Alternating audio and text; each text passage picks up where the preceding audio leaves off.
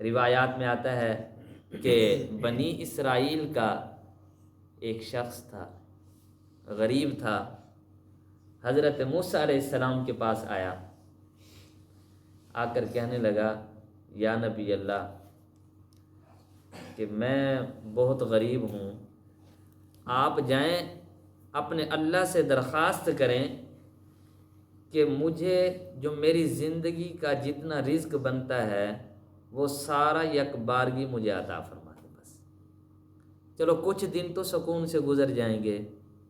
خیر موسیٰ علیہ السلام نے جا کر دعا کی، اللہ تعالیٰ نے وہ سارا جو ساری زندگی کا رزق تھا وہ یک بارگی عطا کر دیا۔ حضرت موسیٰ علیہ السلام پھر چلے گئے۔ تو کچھ عرصے بعد حضرت موسیٰ علیہ السلام کے ذہن میں بات آئی کہ جا کر میں اس غریب کا پتہ تو کروں کہ جس کو اللہ تعالیٰ نے یک بارگی رزق کیا کیا ہے، عطا کیا ہے۔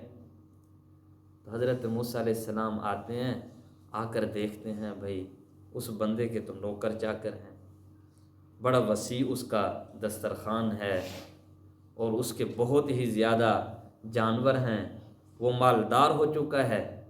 بڑے حیران ہوئے، پھر جا کر اللہ تعالیٰ سے دعا کی کہ اے اللہ مجھے یہ بات سمجھ میں نہیں آئی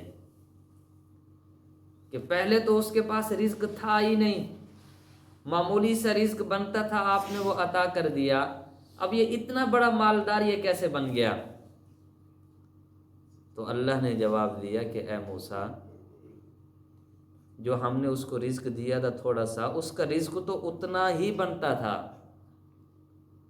لیکن اس نے ہمارے ساتھ نفع کی تجارت شروع کر دی۔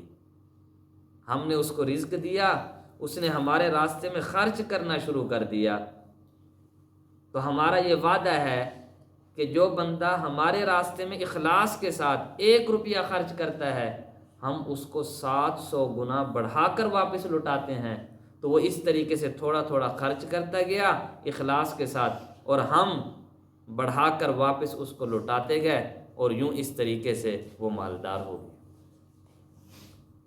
تو یہ جو زکوٰۃ مقرر کی گئی ہے، ایک تو بخل کو دور کرنے کے لیے مقرر کی گئی ہے، اور دوسرا یہ ہے کہ جب بندہ زکوٰۃ ادا کرتا رہتا ہے تو یہ اللہ کے ساتھ ایک تجارت والا معاملہ ہو جاتا ہے، اور یوں اس طریقے سے اللہ تعالیٰ واپس لوٹاتے چلے جاتے ہیں بڑھا کر۔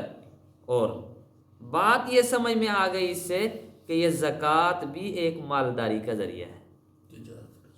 اگر کوئی بندہ یہ چاہتا ہے کہ میں مالدار بن جاؤں تو وقت مقررہ پر صحیح طریقے سے زکوٰۃ ادا کرتا رہے، اور یوں اس طریقے سے اللہ تعالیٰ اس کو اور زیادہ نوازتے جائیں گے۔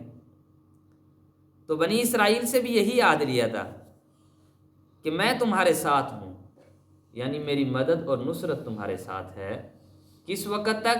جب تم نماز قائم کرتے رہو گے، جب تم زکوٰۃ تم ادا کرتے رہو گے، وَآمَنْتُمْ بِرُسُلِي اور میرے رسولوں پر ایمان لاتے رہو گے، وَعَزَّرْتُمُوهُمْ اور ان کی تعظیم کرتے رہو گے،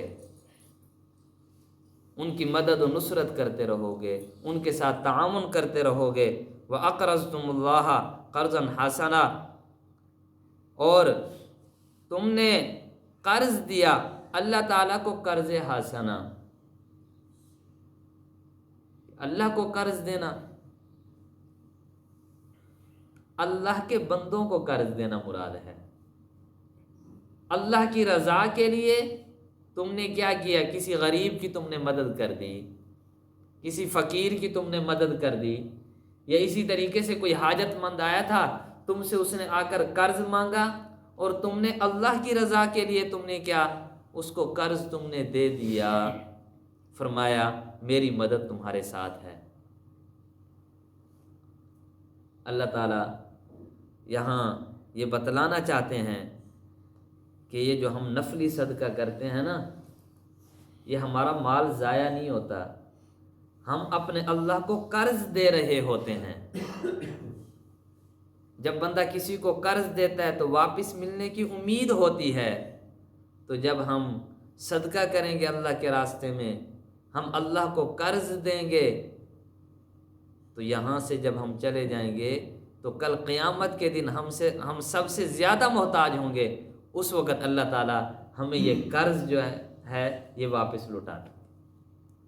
صرف قرض ہی واپس نہیں لوٹائیں گے، لَأُكَفِّرَنَّ عَنْكُمْ سَيِّئَاتِكُمْ، وعدہ ہے کہ تمہاری جتنی خطائیں ہیں وہ ساری مٹا دوں گا، تمہارے گناہوں کو معاف کر دوں گا۔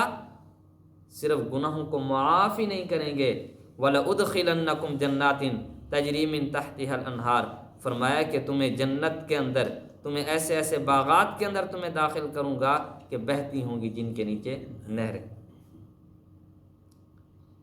لیکن جس نے انکار کر دیا اس کے بعد، فرمایا وہ پھر سیدھے راستے سے گمراہ ہو گیا۔ تو آج کے درس کا خلاصہ یہ نکلا کہ اگر کوئی بندہ کامیابی چاہتا ہے تو اسے چاہیے کہ نماز قائم کرے، زکوٰۃ ادا کرے، اور تمام انبیاء علیہم السلام پر ایمان لے کر آئے، اور غرباء فقراء کی مدد کرتا رہے، تو اس کے گناہ بھی معاف ہو جائیں گے، اور انشاءاللہ کل قیامت کے دن وہ بہنے والی جو نہریں ہیں، باغات ہیں جنت کے، وہیں اس کا مقام ہوگا۔ اللہ تعالی ہم سب کو عمل کرنے کی توفیق عطا فرمائے۔